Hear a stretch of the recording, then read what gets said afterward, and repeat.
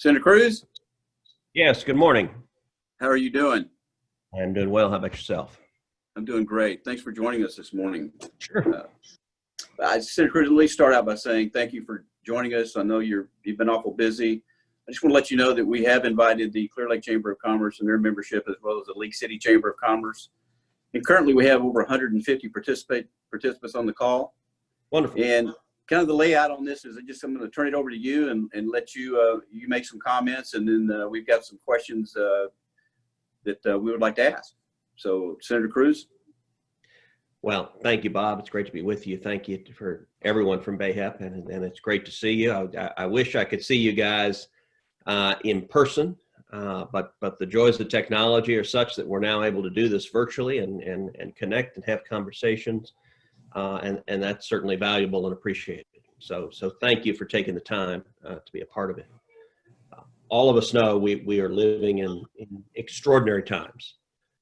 We are facing not one, but two simultaneous natural disasters, natural crises in our country. We are facing, number one, a global pandemic, a public health crisis, the coronavirus pandemic.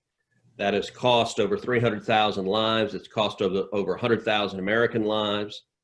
And we all together are taking extraordinary steps to flatten the curve, to slow the rate of spread of the virus, and to do everything we can to keep people safe.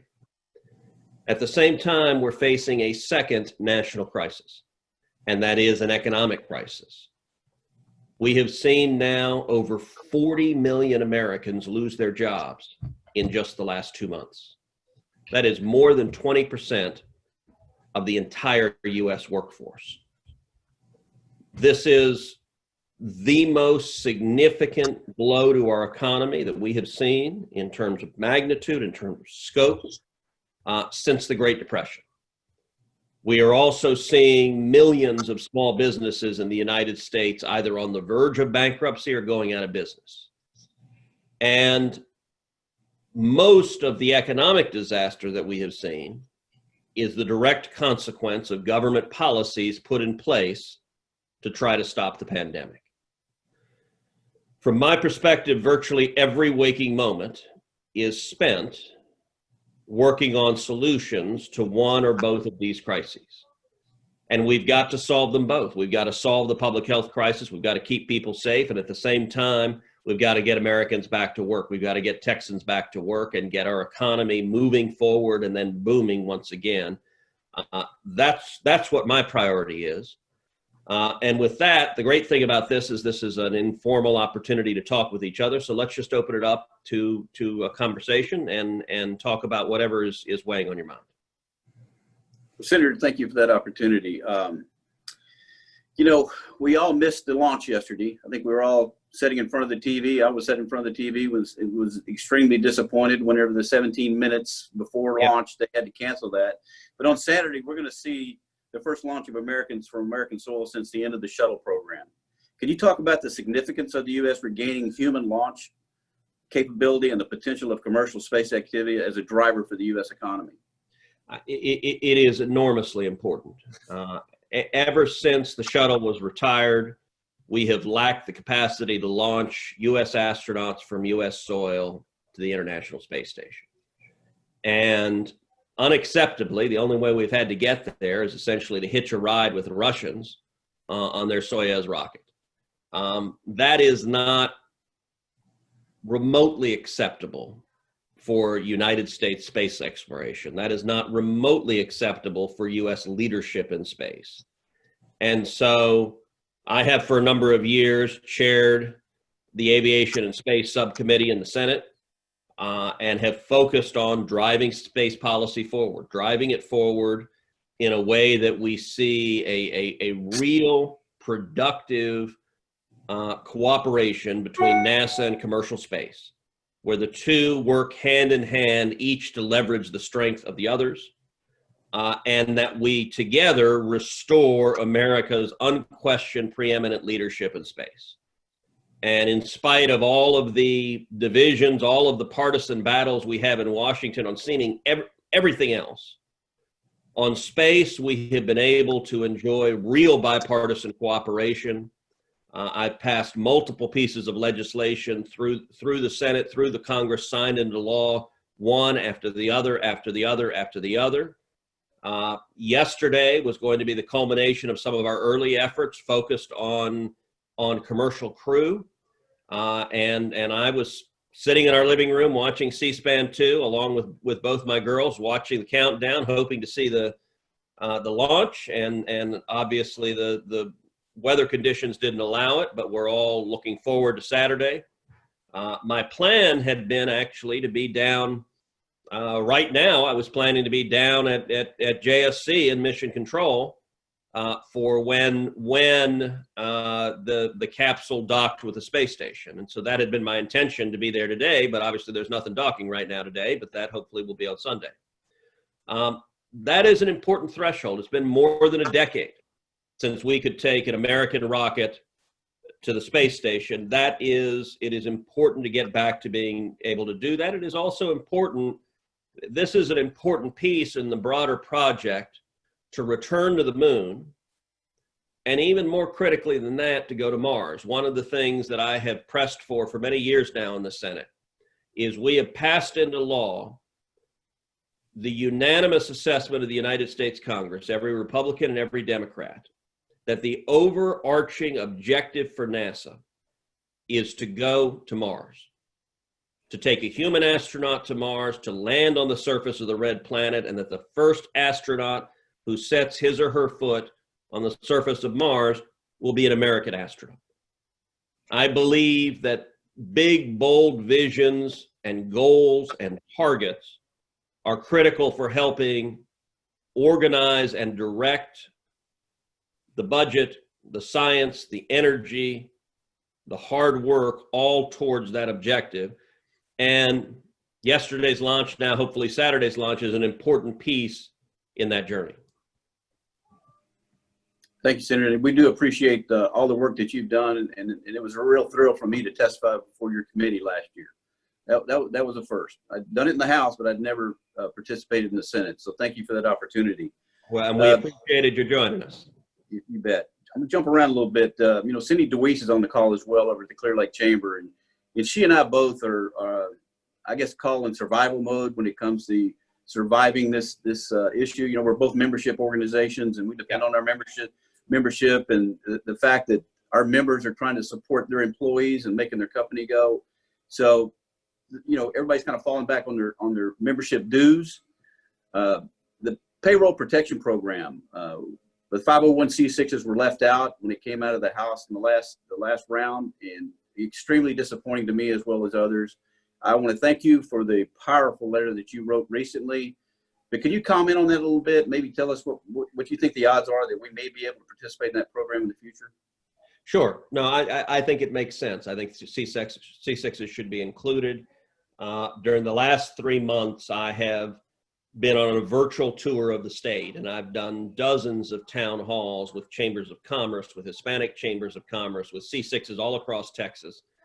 And I think the role that y'all play in terms of helping small businesses, helping the community get the resources they need, get the knowledge and expertise they need, and move forward, I think it's always important, but I think now particularly it's critically important. Small businesses provide 2/3 of all the new jobs in our country. For the economy to come back, and the only way we get 40 million Americans back having a job is for small businesses to be open, to be growing, to be surviving, but to be thriving and hiring. And I think local chambers, I think C6s play a very important role in helping that to happen. And so I have heard from chambers all across Texas on this issue. And so as a consequence, I've done a couple of things. One, I picked up the phone and I called Treasury Secretary Stephen Mnuchin directly. I spoke with him. I made the case to him directly that Treasury should change the rules to allow C6s to participate. Secondly, I've introduced legislation that would allow C6s, allow chambers to participate. Both of those I'm continuing to press forward. Now, Bob, your very natural question is, all right, what is the likelihood of it happening? That is unclear right now. There is a wide gulf between the House and the Senate. For the first 4 pieces of legislation that came through Congress in response to this crisis, We saw a great deal of cooperation. We saw enormous bipartisan agreement. And that was important. And the reason I think we saw it, if you look at the CARES Act, which was the biggest of the legislation, that passed the Senate 96-0. Every Republican, every Democrat voted for it. I voted for it, and Bernie Sanders voted for it. There are not many pieces of legislation where that's the case. And I think that illustrates that we were able to get really widespread bipartisan agreement. Even though it was a massive spending bill, it was focused on providing relief and really emergency bridge loans to the individuals and families and small businesses that were hurting the most from this crisis. Where we are now, as you know, the House just passed another massive bill, another $3 trillion. That bill has a 0% prospect of ever passing the law. And it's unfortunate to see the House do that. They're playing political games right now. The bill they passed, Nancy Pelosi passed it without speaking to any Republicans in the House, without speaking to anyone in the Senate. And it is essentially a Democratic wish list. What they just passed is a campaign document for November. They know that it will never be passed into law. But they took it up because they're in campaign mode.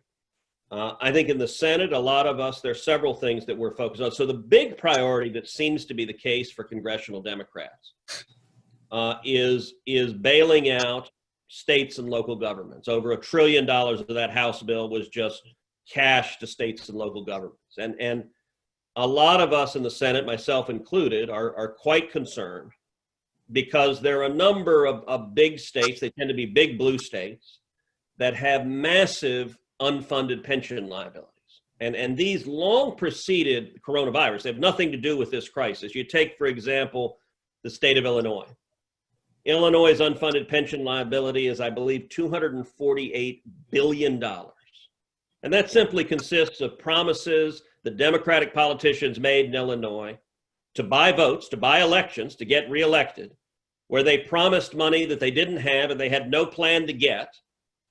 And I don't believe that taxpayers in Texas should have to pay the bill for fiscally irresponsible states in other parts of the country.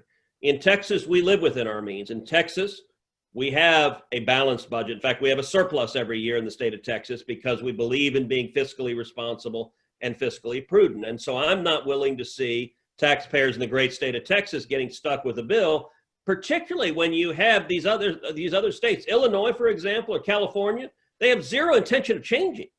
Illinois just put in its constitution that they can never alter those pension commitments, even though they don't have any hope or plan to pay for them. And so if they want to go down that road, they're welcome to it. But I don't think it should be Texans' responsibility to pay the bill. Virtually every Republican in the Senate agrees with me on that. That is a real divide. It's unclear how that divide is going to be bridged. A second issue on which there is a sharp divide, which is that I and most of the Republicans in the Senate are very concerned about an impending tidal wave of lawsuits.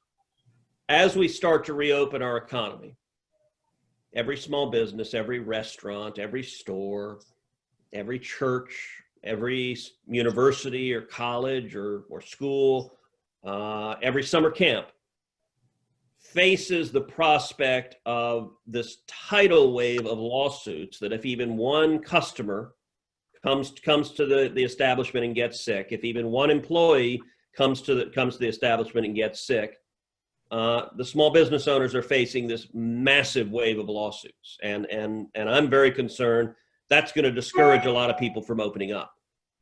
And so we are trying to work on some form of a liability shield that if a small business is following the applicable government guidance, that they're not just going to get pounded out of existence with class action lawsuits that bankrupt them. Again, I think virtually all the Republicans in the Senate agree on this issue.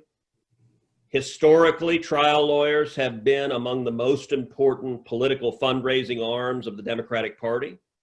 And so historically, Democrats have strongly opposed any efforts at liability shields. It's not clear right now how that is going to resolve. Beyond that, I think the priority for the next wave of the legislation, I mentioned before how the first couple of bills, they're sometimes referred to as stimulus bills. I actually don't call them stimulus bills.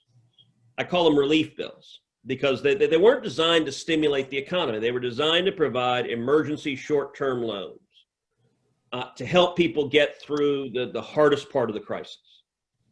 Where we are now, I think the next bill that comes through needs to be a recovery bill, that its focus needs to be helping us turn the economy around, get people back to work. That means where we ought to be focusing on is tax reform and regulatory reform, reducing the burdens on small businesses. As small businesses are starting to open their doors, as they're starting to see customers again, reducing the burdens on them so that they can survive and grow and hire their employees back and get back to the booming economic growth that we saw just 3-4 months ago. Senator, thank you for your help on that. Jump around here a little bit again. The president has recently stood up the U.S. Space Force and has organized the U.S. Space Command as a unified combatant. BAHEP has been working with the city of Houston and others like the Greater Houston Partnership to help self-nominate the city of Houston and Ellington for the Space Command. What are your thoughts on that? And in fact, I will mention this. We've been working on an unsolicited proposal for weeks. Now this unsolicited proposal now is going to turn into a real proposal at some point. So one, I would ask if you would support us on that. And two, what are your thoughts on that opportunity? So definitely work with our team on it. I am enthusiastic on bringing the Space Command to Texas. I have been engaged on it. I have raised the issue with the president directly multiple times for an extended period of time. I've raised Ellington directly multiple times. I also played a big part a couple of years ago in the Army basing the Army Futures Command in Austin, which was that was a decision that came down to, it was between Austin, Charlotte, North Carolina, and Boston, Massachusetts were the three finalists. And on that decision, I engaged heavily with the Secretary of the Army, the Assistant Secretary of the Army, leaned in hard, and we won that battle. Having the Army Futures Command in Texas is a big deal, and I think it also helps. There are natural intersections between that and Space Command. It helps make the case even more effectively that Texas is the right place to be. In terms of the intersection, my basic argument is not terribly complicated. In terms of the intersection between dedication to the military, expertise with the military, and dedication and expertise to space, there's no other place in the country that compares to Texas. Now, my standard approach when there are multiple possibilities within Texas is that I don't pick favorites. I don't think it's my job to pick one part of Texas over another. I love the whole state. And so the way I approach that is that I unabashedly advocate for Texas and then let the merits of where within a state something occurs, let that be sorted out on the merits. That being said, look, when Blue Origin was looking at Ellington, I picked up the phone and called Jeff Bezos and leaned in on him on that. Just 2 weeks ago, I picked up the phone and called Elon Musk. You may have seen Musk has been fairly vocal about how unhappy he is with doing business in California. Tesla's headquarters is in California, and their factory had been shut down. And he had tweeted that he was just about fed up with California and he was looking to move and maybe move to Texas. And so I picked up the phone and called Elon and said, "Hey, if you want to come to Texas, let me tell you right now, Texas wants you. We like jobs, and Texas is a business-friendly environment where people who are creating jobs and opportunity, that is the backbone, the strength of Texas." I had a very good, probably spent 45 minutes on the phone with Elon. I have some real optimism we will see Tesla come to Texas. Both in terms of their headquarters, but also in terms of a major factory. That conversation went exceedingly well. I also have real optimism. We already have very significant operations of SpaceX in Texas. We have their rocket testing facility up in McGregor. I've been to that facility. It's amazing I suspect some of y'all on this call have been to see a rocket test, but it takes your breath away, the power and force that comes out of these rocket engines. And then obviously they have their launch facilities down at the southern tip of Texas, down near Brownsville. Musk is planning to significantly expand SpaceX's operation in the state of Texas. And with that, again, I leaned in pretty emphatically. And so, Bob, would love to work with you on Space Command and it being in Texas. It has been an issue, as I said, I have raised repeatedly. I don't know how it's going to play out, but I think Texas is clearly the right answer, but we'll have to see what the administration decides. Thank you, Senator. I really appreciate that. You've always been very supportive. Kind of ask this question and how I'm going to frame it, and that is that, there's a lot of us that have been really disappointed with China for many years. And Yep. Our voice hasn't been heard about how disappointing and the concern that we have with the stealing of our, properties and all that kind of good stuff. I think reality is beginning to sink in right now. What are your thoughts on how we should be dealing with China now and in the future? I think that is a very important question. In my view, the most significant and long-lasting foreign policy consequence of this pandemic is going to be a fundamental reevaluation of the United States' relationship with China. I have long believed, and I have long made the case, that China poses the most significant geopolitical threat to the United States for the next century. During this pandemic, we have seen, number one, that the communist government of China bears enormous responsibility, enormous culpability for this disaster. That back in December of last year, when you had heroic Chinese doctors, heroic Chinese journalists that were blowing the whistle, that were trying to point out the beginning of the coronavirus, were trying to stop it, the Chinese government silenced them, arrested them, punished them, and covered it up. They did everything they could to stamp out any awareness of this virus. Meanwhile, they allowed thousands of people to travel from Wuhan, China, all over the world, spreading the virus, to travel to Italy, to travel to Iran. Had China behaved like any responsible government, had they sent in public health professionals, had they quarantined those who were affected, there's a very real possibility that we could have contained this as a regional outbreak instead of becoming a global pandemic. And in a very real sense, the lies and cover-ups of the Chinese Communist government is the direct cause of over 300,000 lives that have been lost worldwide and trillions of dollars of economic value that has been destroyed. I think there needs to be a serious, careful, detailed, thorough, credible accounting of the culpability and the responsibility China bears for this disaster. Secondly, I think this crisis has really underscored the vulnerability America has, particularly our supply chain, to China. That we have allowed, foolishly, an enormous amount of our supply chain to be drawn into China, in particular critical infrastructure, and this has not been accidental. The Chinese Communist government laid out a very clear strategic plan to target critical infrastructure that America needed to survive, to destroy it in the United States and bring it into China. So, for example, medical equipment. We're all familiar with PPE now, masks and gloves and gowns and everything else.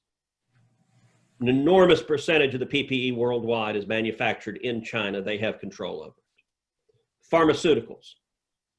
China created specific cartels targeting specific pharmaceuticals, and one after the other drove out of business U.S. manufacturing of pharmaceuticals, drawing it into China. So now we are enormously dependent on them, both for pharmaceuticals and the ingredients in pharmaceuticals.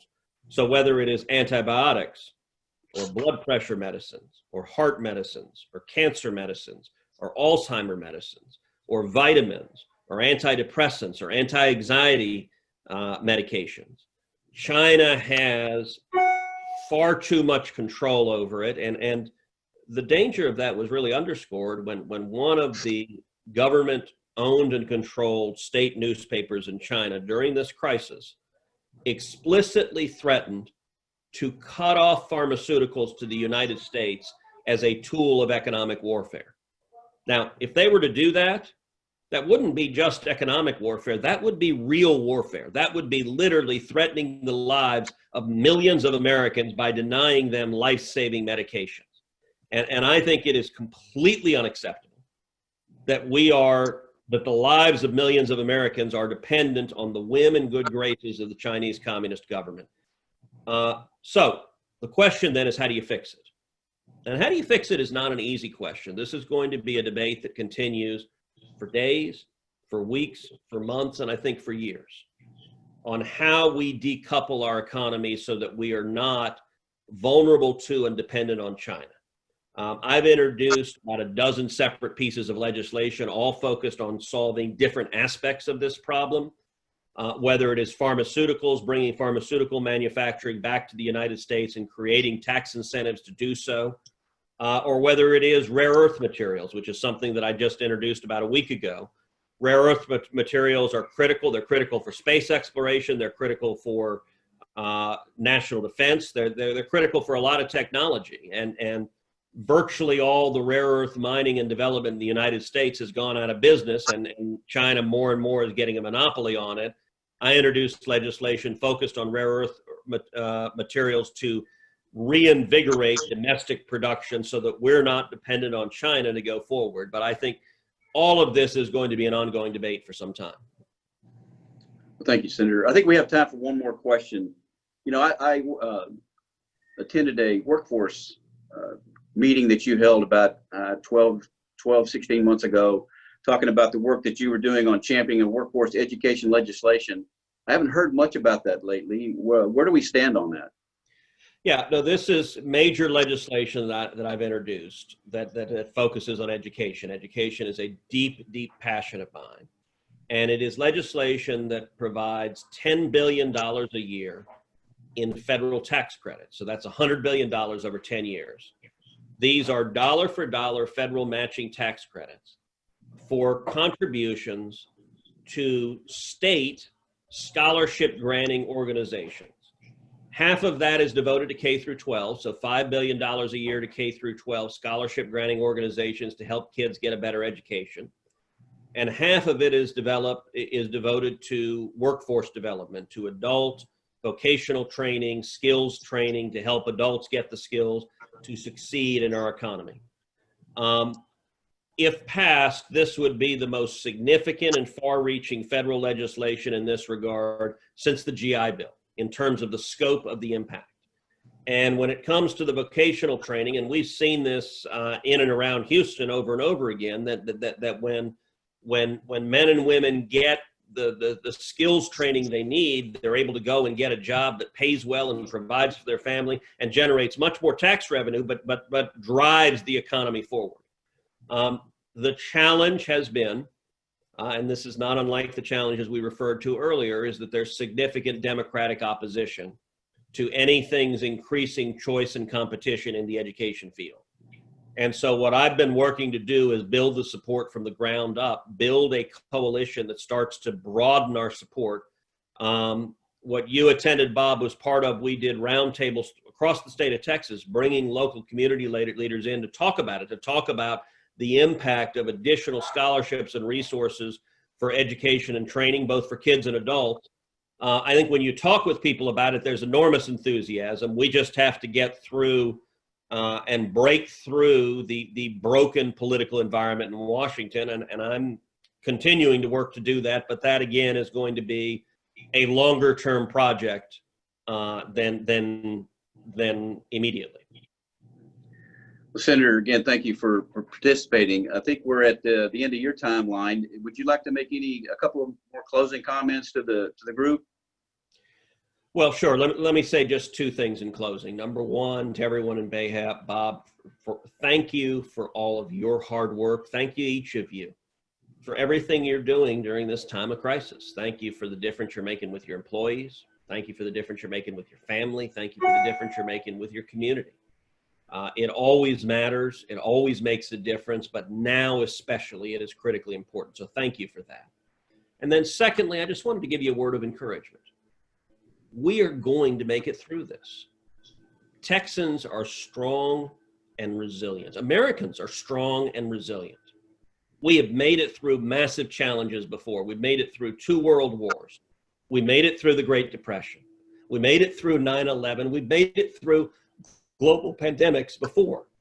We will make it through this as well. And we'll do it the way we always do, by coming together, by standing as one, by standing united and strong. And I want to thank each of you for the difference you're making, helping that happen. And I'm proud to stand with you. Thank you. Senator, again, thank you so much for your time. Thank you for your comments. I certainly enjoyed them, and I'm sure everybody else did. Jason Fuller, thank you for helping pull this thing together. And Jimmy, thank you for all your technical work. And I think we'll be signing off. Thank you so much. Thank you. God bless.